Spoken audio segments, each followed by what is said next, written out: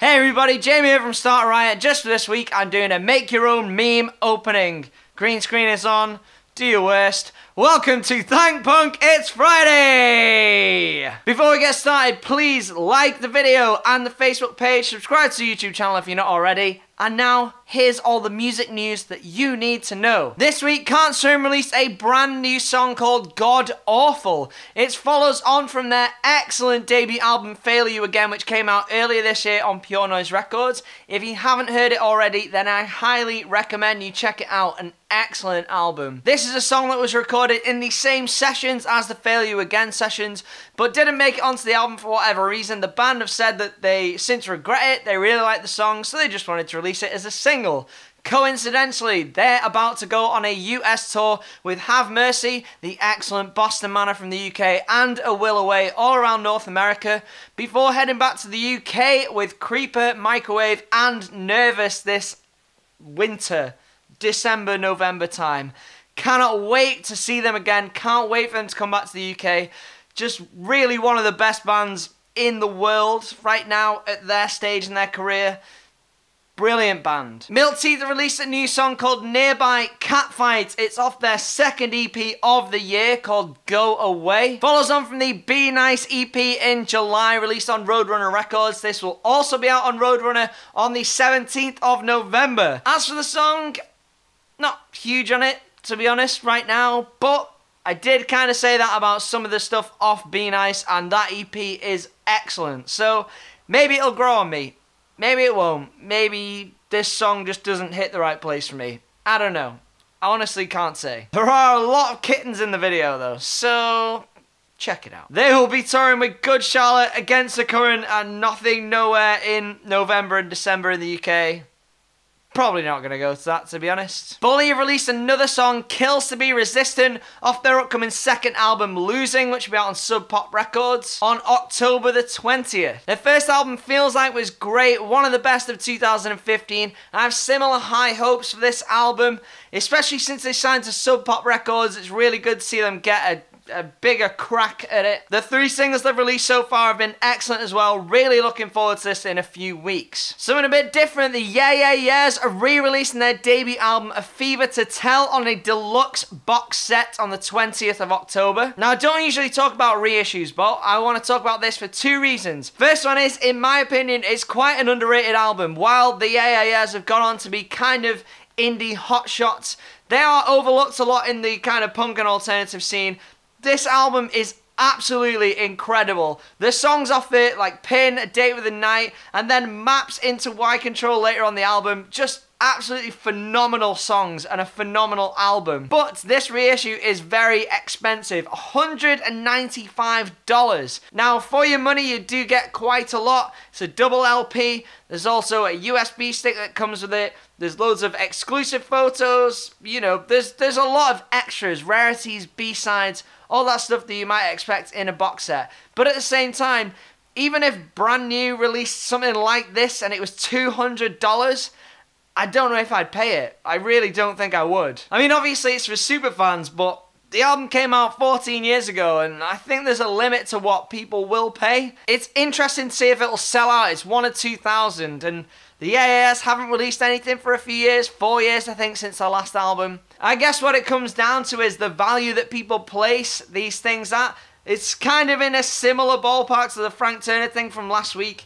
Is it right to charge $1,000 for that kind of experience? I guess if you're really into Frank Turner, yes, but if you're not, then absolutely no way. Why would you do that? So, what I want to know is, do you agree with these kind of expensive collector's editions, obviously very limited edition things that are a collector's item? Would you buy this if it was for your favorite band, a deluxe collector's edition, like double LP of your favorite album?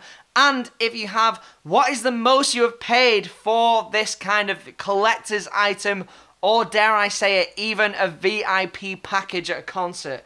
Yes, they exist. Yes, it's taboo to talk about it, but get it in the comments. What are your thoughts on this matter? Do people have too much money?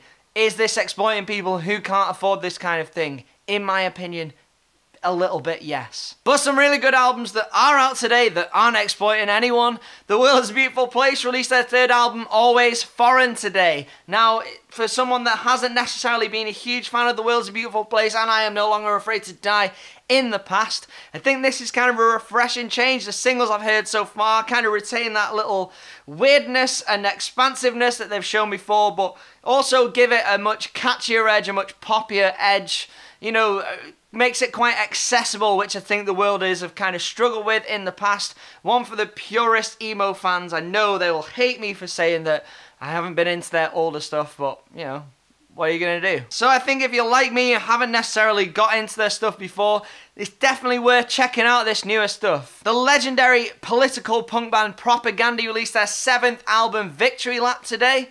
It's also their first album since 2012's Failed State, so it's been 5 years for them. Again, the singles so far have been really sick. I actually managed to catch Propagandhi last month at Punk Rock Holiday in Slovenia, and they were incredible. So much energy for a band that has been going nearly 30 years. Really looking forward to hopefully seeing them again soon in the future. Diet Cigar released a video for their excellent song Made of the Mist. They're currently on tour through Europe and they're swinging through the UK in a couple of weeks all throughout October. Really looking forward to seeing them perform songs like this from their debut album Swear I'm Good at This, which came out earlier this year. Their live shows, by all accounts, are a very energetic, positive and uplifting experience. So I'm really looking forward to experiencing it firsthand because I've never seen them before. Tigercub released a new song, Into the Ashes. It's from an EP, Evolve or Die, which is out today. Follows on from their excellent debut album, Abstract Figures in the Dark, which came out late last year on Al Capote Records.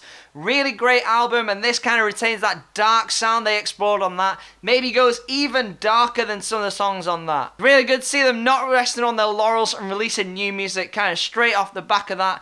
Really cool songs, really good if you're a fan of bands like kind of Queens of the Stone Age, the really dark parts of that. And they toured with Royal Blood recently, played some shows with them, so maybe if you're into that as well. An experimental emo band from Indian Lakes released a new song, I Feel It on the Back of My Neck. This is a 7/4 time banger, so if you are into experimental stuff and emo, and this probably for you kind of reminds me of some of the moments on that new Balance and Composure album, some of the weirder moments on Light We Made.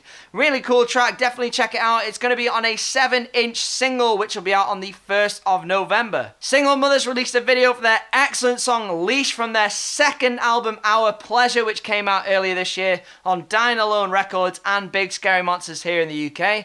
The band are currently on tour with Touche Amore in North America. What a tour, jealous it's not coming here. But Single Mothers are doing a headline tour here in the UK in November. And Iron Chic released a new song, A Headache with Pictures. It's from their new album, You Can't Stay Here, out October the 13th on Side 1 Dummy Records. Some really cool tours got announced here in the UK this week. First of all, Apologies I Have None and Kamikaze Girls are doing a tour in December. Two excellent UK bands. Definitely get down to this if they're touring near you. Also in December, Cloud Nothings are touring with the Hotelier in support. The last time I saw the Hotelier, it was the best I've ever seen them, so really looking forward to seeing them again. Probably the two best bands in the UK to have not released an album yet, Musket and Wallflower, are touring together in October.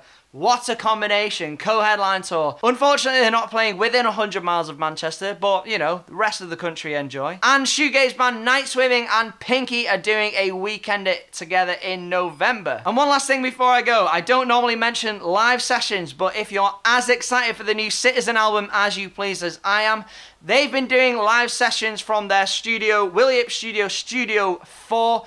The videos are incredible. They're stripped back versions of some of their songs. So far they've released Jet in the middle of it all. Absolutely brilliant versions of these songs. Really shows off their ability, and Matt Carreca's the vocalist, just sheer incredible voice and musicality. Definitely go check them out on the Run for Cover YouTube. That album is out next week, so excited. They're also playing the UK next week, which I'm so stoked for. And that's it, thank you so much for watching. Please hit that subscribe button or like the page if you're not already. Like the video, leave a comment below. What do you think about reissues? And also, what is your favourite release of this week? Thanks so much for watching, guys. Have a great weekend, whatever you do. But for now, thank Punk, it's Friday! Alright!